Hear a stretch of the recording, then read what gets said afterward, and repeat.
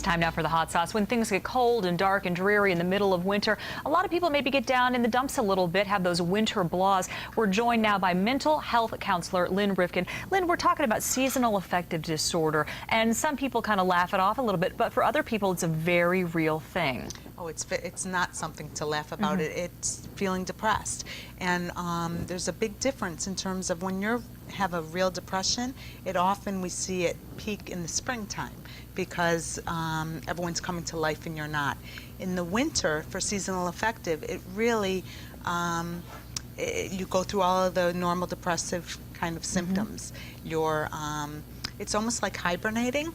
If you think about it that way, you want to eat more. Yeah. Okay. You want to sleep more. You don't want to get out of bed. You're not doing your normal activities. It's actually a very low feeling. You know, we were talking a little bit about this before we came back from the commercial break, but there are people who are in it before they realize they're in it. What are some of the warning signs we should be aware of? So wait a minute, maybe this is ticking off to me that maybe this is something I should look into a little bit further. This is not just normal kind of a bad day. This is something else. Right. I think that, again, if you're not following through with your normal activities, that's always a big, heightened thing to take a look at. If you're eating more and gaining some weight, that's another one. If you're not wanting to get out of bed in the morning, and not just because you're cold, but just don't want to start your day, that's another one. So you need to take a look at some of those symptoms. If we're seeing some of these symptoms, what should we do about it? What can we do? You know, seasonal affective disorder is all about light. So there's a full spectrum bulb that you can purchase that you literally sit it next to you in the morning for your morning routine, whether it's in bed, whether it's eating a bowl of cereal, and you put that on for a certain period of time, and it simulates what they call a circadian rhythm, which your body's on to help you know that it's sunshine and it's daytime. Otherwise, your body wants to sleep.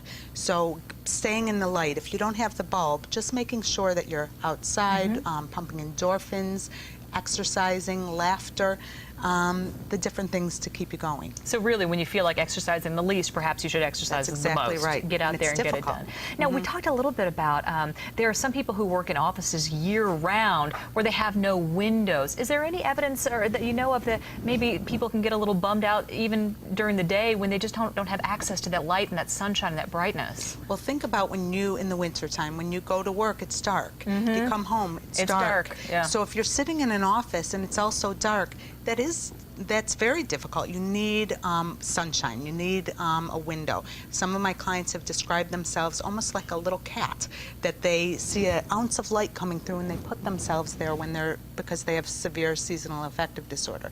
You need and crave that light. Okay, well, that light bulb doesn't sound very expensive at all. When do you need to go beyond a light bulb and maybe see a mental health professional? You know, when you feel like, again, you're not being productive, or you're sad most of the day and you're crying and you just can't get out of that funk. You know, I certainly am biased because I am one, but I do believe that that's very helpful. Well, and it has proven time and time again to be very helpful. So thank you for your work in that field, and thank you for your advice this morning, Lynn Rivkin. It's time now to send it over.